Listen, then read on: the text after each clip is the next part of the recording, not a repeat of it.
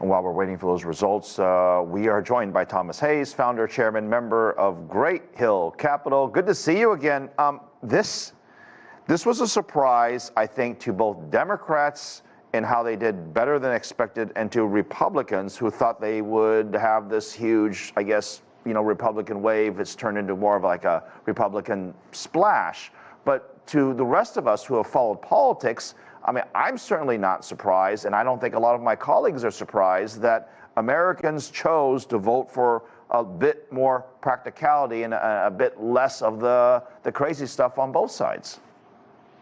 Yeah, Phil, well, I think either way, and thanks for having me, this is a good thing for the stock market, which is what I usually come on to talk about. We're in that midterm period where you usually have a slump in the second year, and boy, we've had a slump this year with the S&P down some 20% and the NASDAQ down 30%. But on average, with midterm elections, the following 12 months, the S&P is up 18%.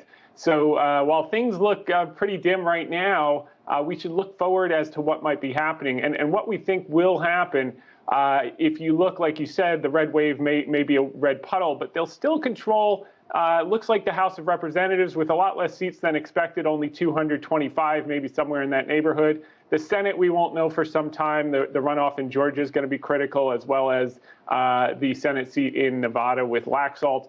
But the result is likely gridlock. And the market loves gridlock because that means no new taxing bills, no new spending bills, and business can get on with doing business. It's also very important from a Federal Reserve standpoint, Phil, because they've been trying to put out two fires. So first and foremost is the supply-driven inflation. They've had to jack up rates to try to destroy demand, which they've been successful at doing. But at the same time, there was some excessive and profligate spending in the meantime. You had the Build Back Better bill with $1.7 trillion while they're trying to curb inflation. And then you had the Inflation Reduction Act of another $750 billion while the Fed was trying to destroy demand. Very tough to destroy demand with that amount of spending. So I think moving forward, the market will say spending's going to be less.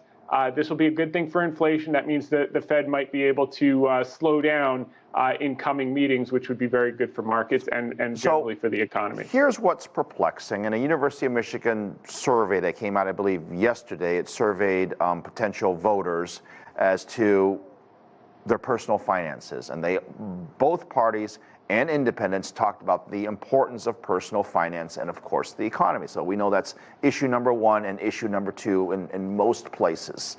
Yet they also say that Republicans would be the best at handling that, but they did not vote for them to handle that. So it leads me to believe that maybe personal finances are better than expected, and the economy isn't as sad as some people want us to think it is. Is that possible? Well, it is possible. I mean, you look at earnings for Q3, they came in at plus 2.2% versus 2.7% estimates. But if you backed out energy, you're at negative 0.6%. That's the bad news. The good news, we're trading at a reasonable valuation at 16 times forward earnings compared to 18.5 times, which is the average for the last 10 years. And we're still projecting 5.9% earnings growth for 2023, even though earnings estimates have come down about 6 or 7%. Is that inflation adjusted already, though? That's nominal. So that's including inflation. So revenues will be higher because you have inflation.